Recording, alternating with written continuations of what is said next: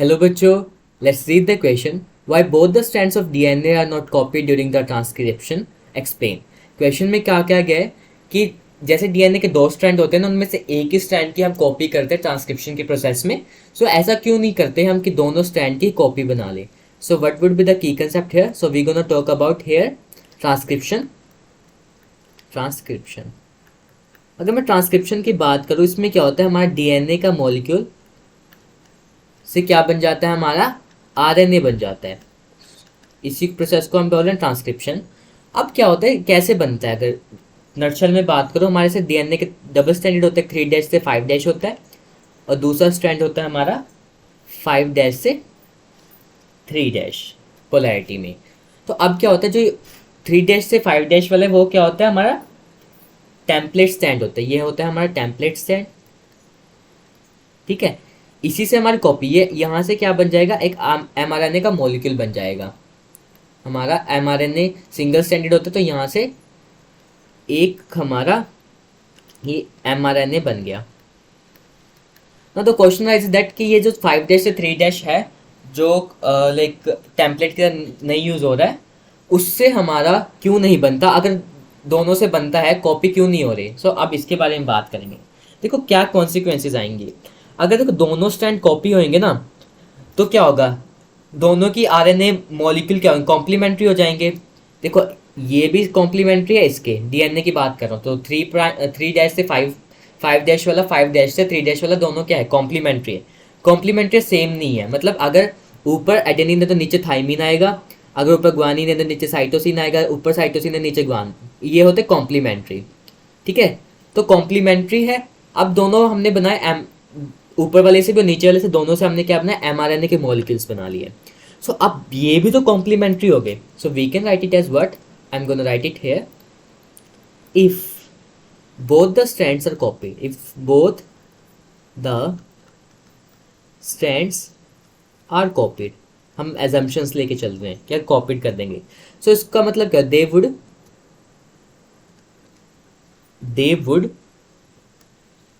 would code because RNA molecule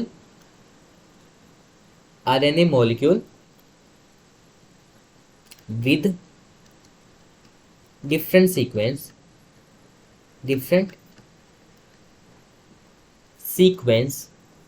and in turn two protein with different amino acid sequence would form.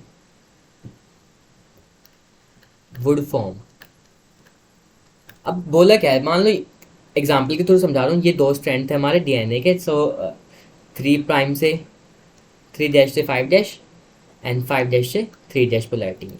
Suppose यहाँ पे है adenine, guanine, thymine, cytosine.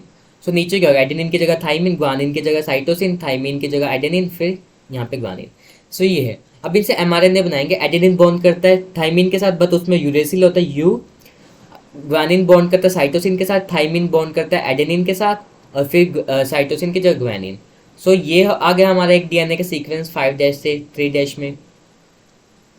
Okay, और यहाँ पे अगर मैं बात करूँ, थाइमिन की जगह पे एडेनिन आएगा, साइटोसिन की जगह पे ग्वानिसिन, एडेनिन की जगह पे थाइमिन आना चाहिए, बट यूरेसिल, एंड क्योंकि यूरेसिल होता है ना जी. तो हमारे ये 3 डैश से 5 डैश. तो अब हमने देखा कि if the both strands are copied, दोनों स्टैंड कॉपी कर लिए, कि ये कर लिया, कि ये कर लिया, दे वुड यहाँ पे they would code because RNA molecule with different sequence and in turn two protein with amino acid sequence would form. अब हमने दो हो गए UCAG और एक हो गया AGUC. तो ये एक अलग प्रोटीन बनाएगा, ये प्रोटीन A मान लो, और ये कोई अलग प्रोटीन बनाएगा, है ना, ये प्रोटीन B मान लो. अभी अलग अलग प्रोटीन बना रहे हैं. इसका मतलब क्या कि एक डीएनए मॉलिक्यूल से दो प्रोटीन बन रहे हैं. तो this could not be the possible ना. तो क्या हमारे फंक्शनली अलग हो जाएंगे, मतलब अलग अलग कोडिंग करेंगे, अलग अलग कोडिंग करें तो अलग अलग प्रोटीन बनेंगे, और ये मशीनरी बहुत कॉम्प्लिकेटेड भी हो जाएगी. So that means single gene codes for two protein.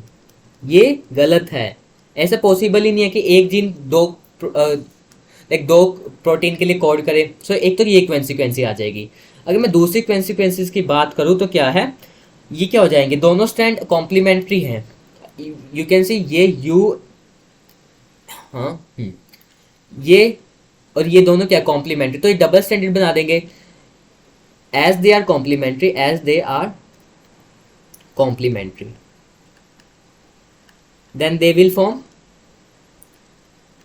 form double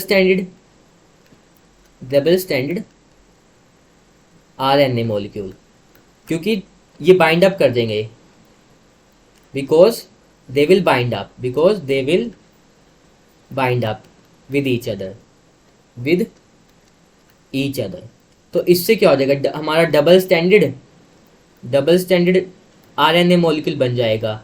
फिर वो तो बहुत अनस्टेबल हो जाएगा, है ना, तो वो स्टेबल पहली बात एग्जिस्ट ही नहीं करता, exception are there, but double stranded RNA molecule से बहुत सारी कॉम्प्लिकेशन आ जाएंगी, स्टेबिलिटी बिल्कुल भी नहीं रहेगी।